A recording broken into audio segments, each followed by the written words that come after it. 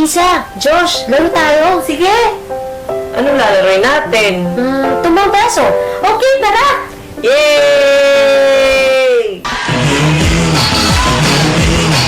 Mga kapwa whipworm, tayo na maghanap ng bibiktimahin upang tayo'y mag-asik ng lagim at magparami! Mabuhay ang mga whipworm! Mabuhay! Tayo na!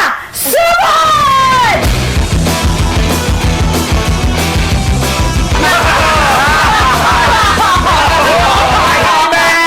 Kundi malalagot kayo sa akin! Sorry po, bossing! Nagugutom ako! Ako din, bossing! Tara, punta tayo doon! Ang mga bata ko, ang lulusog bang tingnan! Sige po, bossing! Wala ka na bang ibang alam sabihin ko di puro lang bossing? Meron pa po, bossing! Ah! Tama na nga yan! Tara na!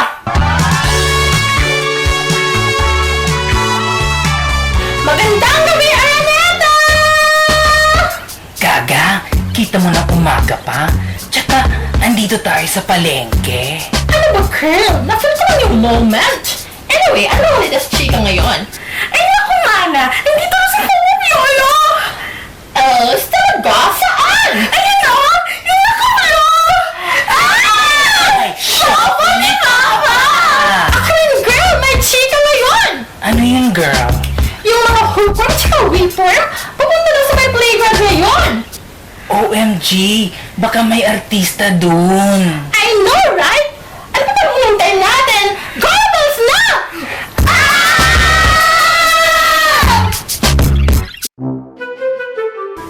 Anak, kakain na! Opo, Nay!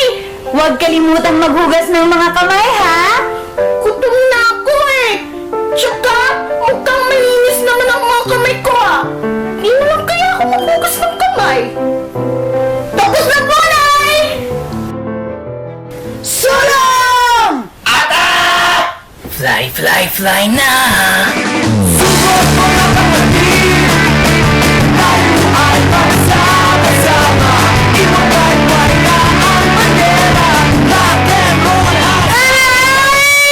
Anak, ano nangyari sa'yo?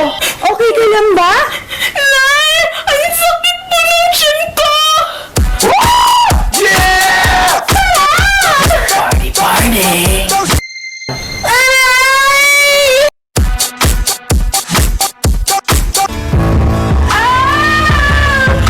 Tulungan niyo po ang anak ko!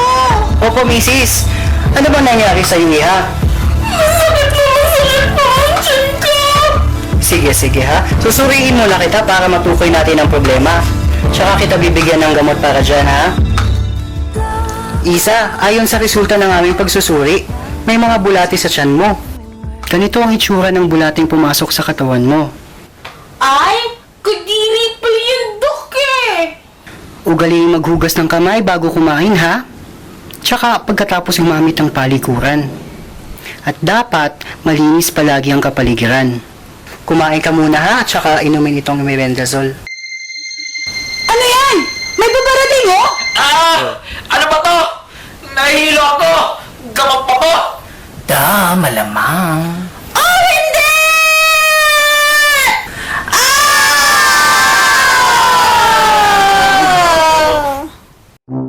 Kumusta na ang pakiramdam mo, anak? Okay na po ako, Inay! Salamat po kay Doc at sa mga payo niya! Buti na lang! Nag-alala talaga kami sa'yo, Isa! Oo nga, ano daw sabi ng doktor? Sabi ni Doc, may mga bulati daw na nakapasok sa katawan ko. At para hindi na daw ito maulit, dapat ko raw ugaliin ang paghuhugas ng kamay, pagsusuot ng tsinelas kapag nasa labas, at paglilinis ng kapaligiran. Tama! Dahil ito ang pinakamabisang paraan para maiwasan ng mga impeksyon at sakit! Ang gagaling niyo talagang mga bata kayo. O siya, magmerienda muna kayo. At huwag kalimutan, Maghugas ng kamay!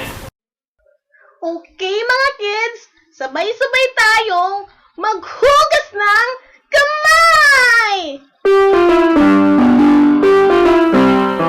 Sapunan ng palad mo at laging dahil dyan ng bulate gustong sumiksik. Katapos nun ay nahihiri naman natin. Sino ay idikit at galaw-galawin, pero hindi naman tayo